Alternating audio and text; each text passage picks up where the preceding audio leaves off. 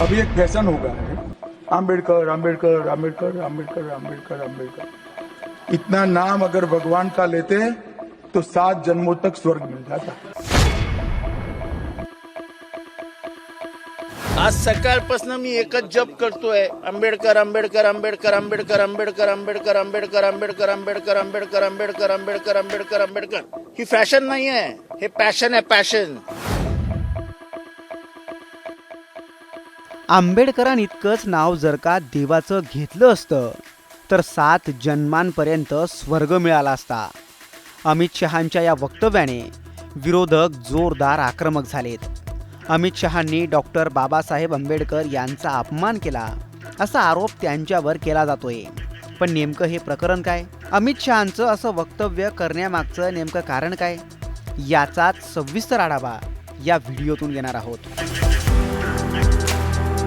इतना नाम अगर भगवान का लेते तो 7 जन्मों तक स्वर्ग मिल जाता। ही फॅशन नाही आहे, हे पॅशन आहे, पॅशन।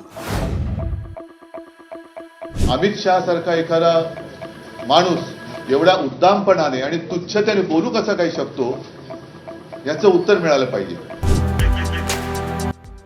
राज्यसभेत संविधानावरील चर्चा पार पडली।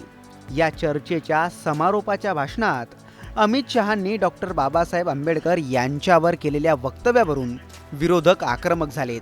नेमकं अमित शहांचं ते संपूर्ण वक्तव्य काय होतं ते पाहूयात। मान्यवर, अभी एक फैशन हो गया है, अभी एक फैशन हो गया है, आम्बेडकर आम्बेडकर आम्बेडकर आम्बेडकर आम्बेडकर आम्बेडकर। इतना नाम अगर भगवान का लेते तो 7 जन्मों तक स्वर्ग मिल जाता। अच्छी बात है ना? सुनिए तो, सुनिए ना, आप सुनिए ना, मैं बताता हूं। हमें तो आनंद है कि आम्बेडकर का नाम लेते हैं। आम्बेडकर का नाम अभी 100 बार ज्यादा लो, परंतु 7 में आम्बेडकर जी के प्रति आपका भाव क्या है ये मैं बताता हूं। मान्यवर, आम्बेडकर जी को देश की पहली कैबिनेट से इस्तीफा क्यों दे दिया? आम्बेडकर जी ने कई बार कहा कि अनुसूचित जातियों और जनजातियों से हुए व्यवहार से मैं असंतुष्ट हूं। सरकार की विदेश नीति से मैं असहमत हूं और आर्टिकल 370 से मैं असहमत हूं। इसलिए वो छोड़ना चाहते थे, उनको आश्वासन दिया गया, आश्वासन पूरा नहीं हुआ। उन्होंने इग्नोरेंस के चलते इस्तीफा दे दिया।